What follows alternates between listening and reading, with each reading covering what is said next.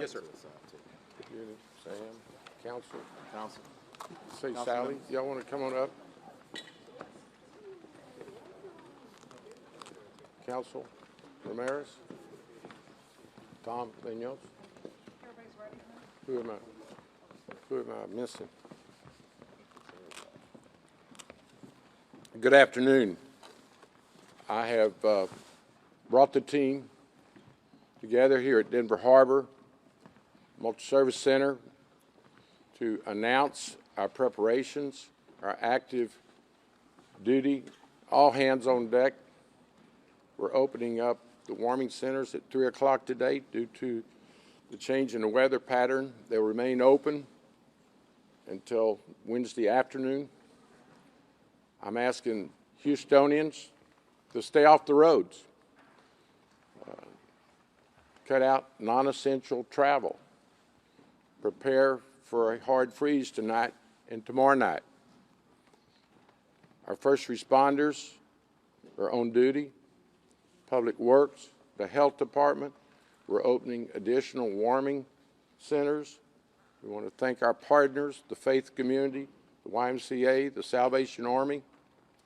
I want to mention that Metro currently will pick you up and take you to a warming center by calling 311. Area schools are shutting down. We've been in contact with HISD. Superintendent Miles said he would determine their decision at approximately 5 o'clock. I've urged the closing of our area schools. I'm urging again, stay off the roads. Obviously, we know to again mention protect your pipes and plants and your pets. BARC has rescue teams out. It is now against state law to leave your pets, animals unattended in this dangerous weather. So I think the city of Houston is doing everything possible. I'm pleased with the response. We have council members, Castillo, Ramirez, Martinez, Alcorn, participating in this briefing. So we're doing our job, but we need Houstonians to do their job. Please think of your families, your co-workers, your neighbors. Let's come together like we know how. We have a record of unity during challenging times, and we're going to get through this. This is something that gives us an opportunity to demonstrate to Houstonians that their city government is working. We're also partnering with the county. The county's opening warming centers, the Bayland Center. Commissioner Briones, thank you. There's just so many people that I would like to mention, too many. They all join me in the message is let's be prepared. Let's get through the evening by staying off the roads. I will go ahead and announce now that I think the city should lead by example.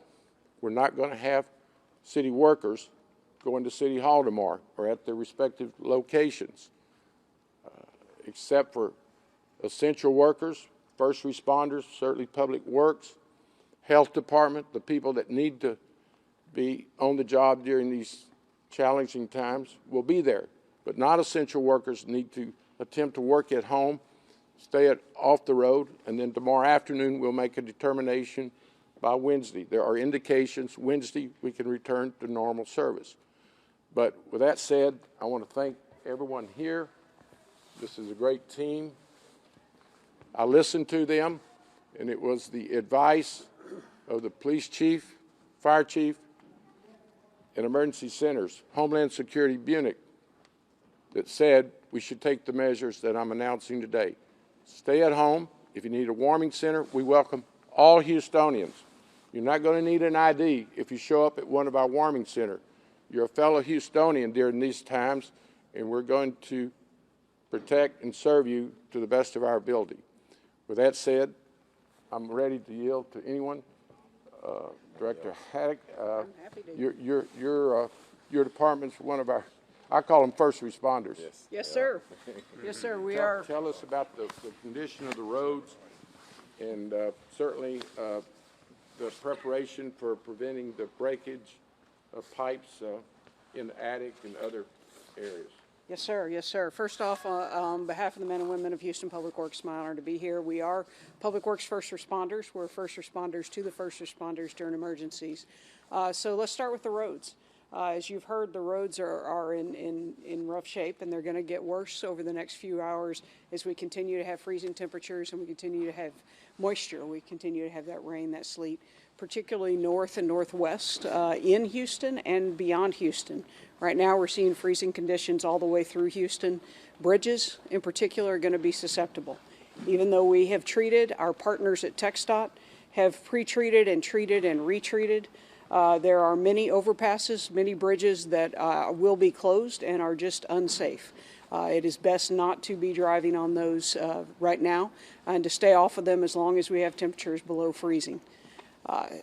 Jumping forward to the water system real quick, we are in very good shape on the water system. We are seeing a little bit of increase in demand, which we know that is probably some leaks that are happening.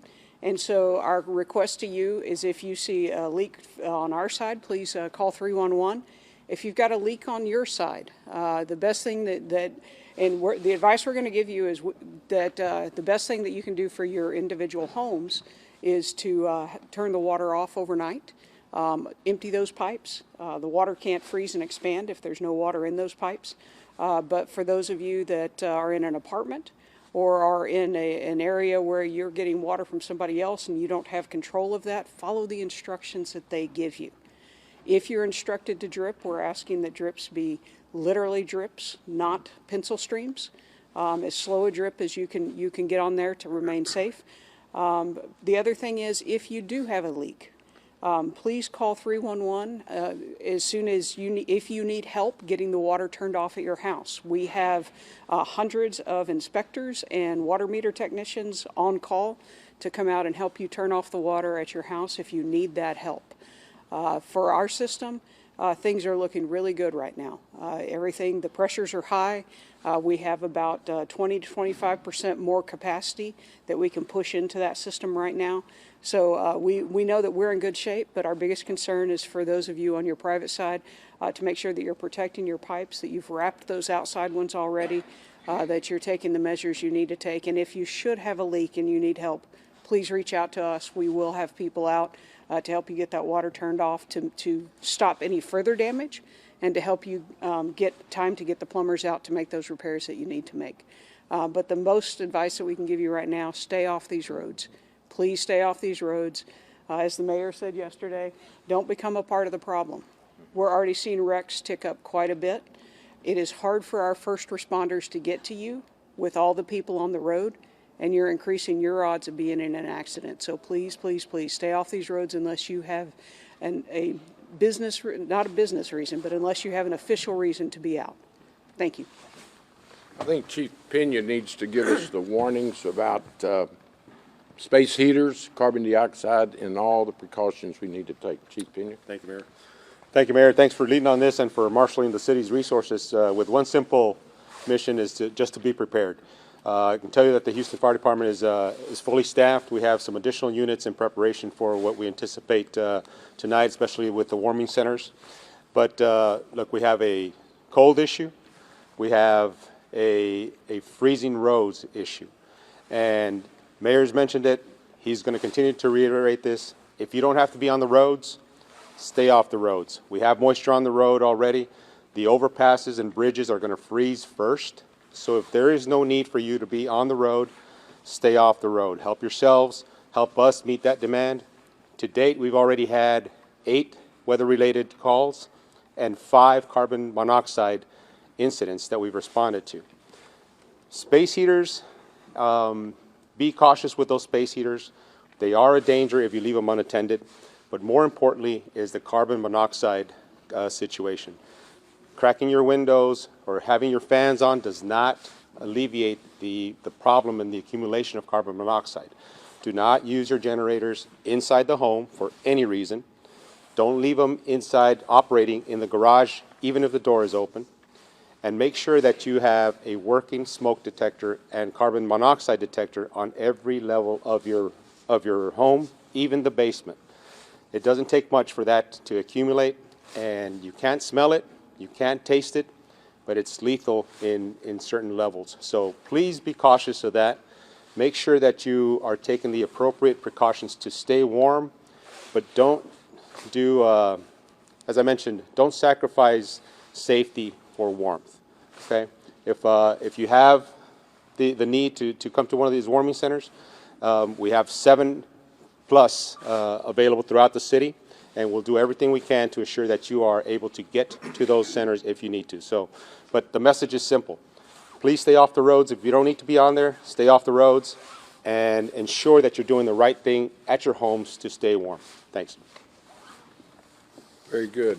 I saw Director Williams come in. Want to thank you and your health department employees for working around the clock to get the warming centers staffed and up and going. Great job. Chief Fenner, I certainly listened to your advice, and you can emphasize what's most important to our police department. We all looking and listening to your advice. Thanks for your leadership. Thanks for getting out front. And everybody's gotten up so far said one message. Please stay off the roads. We're here to help people, but we need you to help yourself. We got first responders out there, and they need to be responding to people. Some of those individuals that have to go to work. If you're a police officer, you're a firefighter, or a medical profession, you have to get there, okay? Those are the people that we need to make the road safe for and clear it out for other people. Please, if you have a safe place to stay, home, you got food there, it's warm, it's dry, stay there. I want to say something just really briefly about our warming centers. People sometimes, they say, well, I don't want to go there because it's not going to be safe. We will have our police officers at in each and every one of our warming centers, so that's a safe place to go. The final thing I want to say is let's look out for one another. If you see somebody down, it's so cold out there, and it's getting colder, and it's going to ice up even more. Call any one of our emergency numbers, and we'll get there. And for us, transportation, that's already set up. But let's continue to work together. Everybody stay at home and follow the news reports. Make sure that you're monitoring social media. We're going to put out more things as the days come, but we got a few cold days ahead of us, and we just got to hang in there together. So thank you. Thank you. I don't want to be redundant, but I want you to communicate to Houstonians that their city government is working in their best interest. With that said, any questions of any of the department heads? Hey, Chief, old school people still use the stoves? Yeah, Can you Juan. address that because they use the stoves in the... Yeah, Juan, just a second. Go ahead, and then we'll get Chief Bennett. Okay. Just address Juan's question. That's a good question. The question is using the stoves and your ovens to heat your home. That's a very dangerous practice. That can accumulate a lot of carbon monoxide inside the home. Don't use charcoal grills inside the home as well. Don't bring them inside the home. If you're using the space heaters, make sure they're properly attended and that you have a safety zone around those heaters. But certainly, the HVAC system, the heating system needs to be maintained. Do not use your ovens, do not use your stoves to try to heat up your home. It's a very dangerous practice, and it could lead to a tragedy. Chief? Yeah, Chief Bennett, who runs our Office of Emergency Management, the nerve center of our emergencies. So, Chief, you can tell us how geared up you are. Yes, sir. Thank you, Mayor, for your leadership and for also authoring all the additional resources that the city has to offer to provide us assistance. Our Office of Emergency Management has activated our Emergency Operations Center, and we will be fully staffed up until Wednesday when the weather breaks. We're in constant contact, and we receive regular updates from the National Weather Service. We're in constant contact with CenterPoint Energy. We're monitoring the ERCOT grid on an hourly basis to ensure that the power stays on. We're also in contact with and receiving regular updates from our partners at TransStar for the traffic conditions.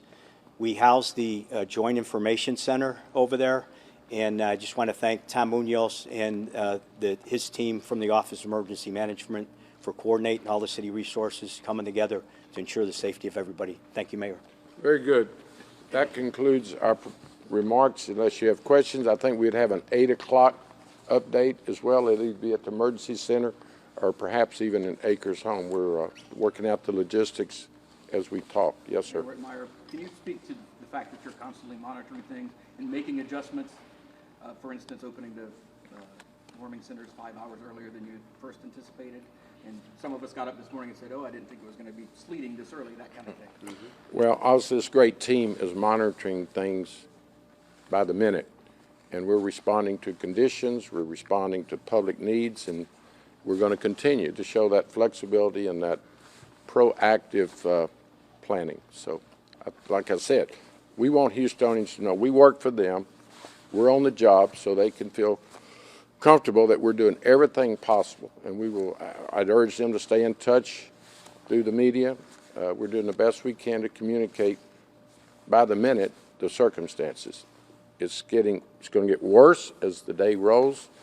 The conditions are wetter than we had anticipated, the forecast, but we're responding in time-sensitive ways to be responsive. I'm not sure who may be able to answer this question, but a lot of people might show up to a warming center expecting it to look more like it's a shelter. He wants to address what this is going to be and what's available. Mr. Williams, our Health Department Director, can respond. Well, I'm glad you asked that question. This is not a shelter. It is a warming center. The purpose of this is really to get folks out of their harm's way. As you can see the setup, it's comfortable, it's warming here, but it is not our intentions to really set up a shelter. That is more for long-term use. And this question might be answered by you as well. Could you just reiterate for the people who need to come to a warming center but don't have their own transportation, what they should do? Who has the number? Answer that. 311. Actually, if a person is in their home and they need to come to a warming center, they should dial 311, and we will provide transportation. We really want to reiterate that, because I know a lot of seniors are in their homes and oftentimes are really shy about or really hesitant to leave their home environment. But we want to encourage you to really make use of these warming centers. Our health department staff, our park staff, and other city staff really are staffing these centers. And this is not our first rodeo. Last Christmas, we were actually working. And so, therefore, we're used to this. We encourage people to come in because we really don't want any fatalities with this. Anything else? If not, yes, sir. There's several suburban school districts that have canceled classes tomorrow. HISD hasn't arrived at a position on that yet. Do you have any position one way or the other if you think school should be open? I think you should be safe instead of sorry. I would do everything possible, as we are in the city, to minimize the risk. Obviously, I do not, nor the city runs HISD. I've communicated our plans to Superintendent Miles. He mentioned that it would be 5 o'clock before he makes his decision. I hope he makes the right decision. Mayor, today was a holiday and the roads do seem more empty than normal. Is there any worry that tomorrow people will still try to come to work? Sure, that's why we're having this conference right now. We're concerned about people's safety today, tomorrow, every day. So we're doing everything we can to communicate. Stay at home, off the roads. We have said city employees, if they're non-essential, stay at home. We're showing by example our concern, and we're doing the very best we can. I feel very confident that the city workers, directors, departments are in place. And in fact, I would end this by saying, let's go to work. Okay? Thank y'all.